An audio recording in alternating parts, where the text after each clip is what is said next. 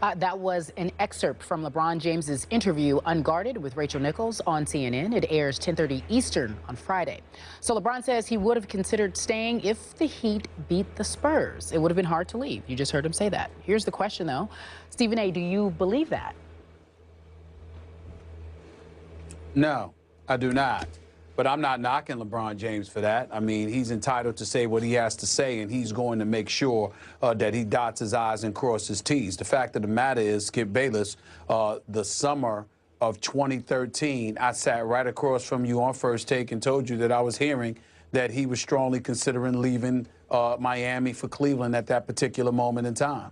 And so if that kind of stuff gets out and it circulates, and then you know anything about LeBron and you take all the other ancillary things into consideration, his boys not necessarily being treated with the level of affection and welcoming that he would have preferred, along with him not being able to exercise a degree of control and prowess and cachet that he had when he was in Cleveland. Family and friends really wishing that they were back on their home turf.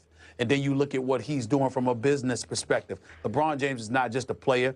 He's the de facto general manager and soon-to-be part owner for the Cleveland Cavaliers, as far as I'm concerned. If you look at the level of prowess that he's exercising right now, they're not making any decisions that LeBron James doesn't approve of. His friends and family members will be treated significantly more closely than they were in Miami. And that's not to say he was mistreated by any stretch of the imagination, because the Miami Heat are a first-class organization led by Mickey Arison and Pat Riley. You know how I feel about them. But Pat Riley is old school.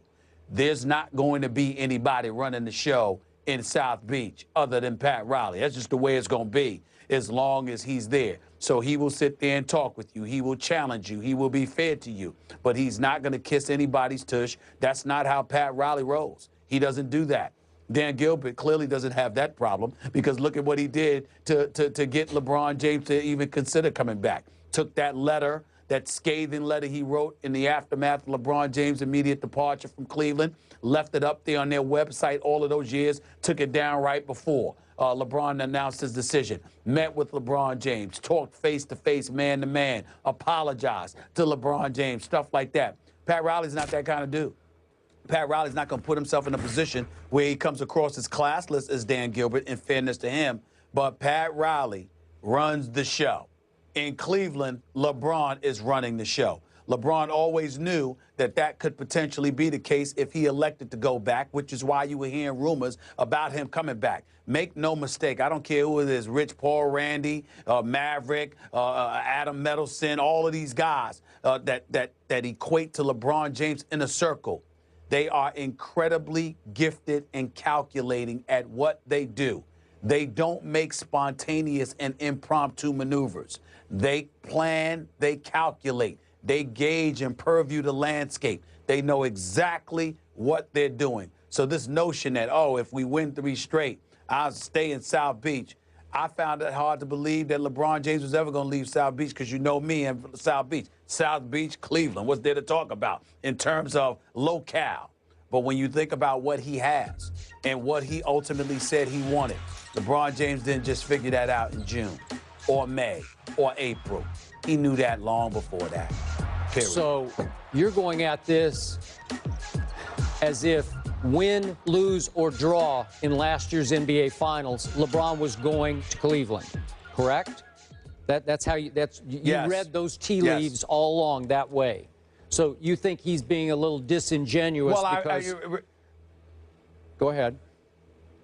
I don't want to say disingenuous, because LeBron is classy, and I don't mean to imply anything remotely negative about it. I'm just simply saying that the man knows what he's going to do, and he knows about it long before anybody knows about it. He ain't making a decision a week ago and then decide that he's going to let the world know a week later. LeBron is the type of dude that he knows a year or months in advance exactly what he's going to do before anybody else knows. That's how he rolls. To express it any other way, no knock against him, but I don't believe it, not for 1 second. Okay. So you may be dead right about everything you just said. So you're going to have to leave it to me to imply something negative here. You can accuse me of being hypercritical if you want. I'm just going to tell you my instant read of these quotes when I heard them or read them yesterday. It smacked to me of between the lines, LeBron once again saying, you know, I just didn't have enough help in Miami.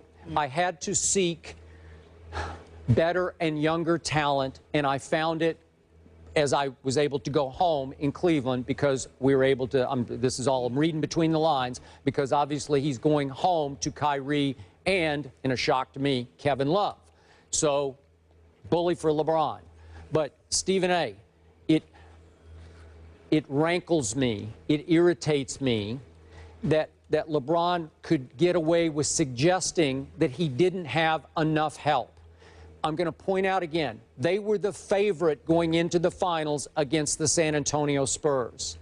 And again, LeBron, I think we would agree on this. LeBron James was by far the best player on the court, like of either team. Of either team, it was LeBron James. So LeBron's team, because of his issues with his cramps in Game 1, obviously lost Game 1, and then obviously Spurs win Game 2. Back home in Miami, LeBron James was just oddly, weirdly off in the second half of Game 3 at home. And then in the turning point, the crucial Game 4 in Miami, American Airlines Arena, look it up. LeBron James was weirdly, oddly, inexplicably off in the first half of that game. Both Spurs wins. And then obviously the Spurs were able to go home and clinch it in Game 5 by a record finals margin. It's just, to me, it's still insulting to a degree to Dwayne Wade and everybody else on that team. Ray Allen, Chalmers. I know Chalmers was terrible, but it's an insult to everybody else, Chris Bosh, on that team, that you're suggesting, if you guys had helped me a little bit and we had won, I would have stayed. We could have gone for another one, and great. That's what I'm not buying.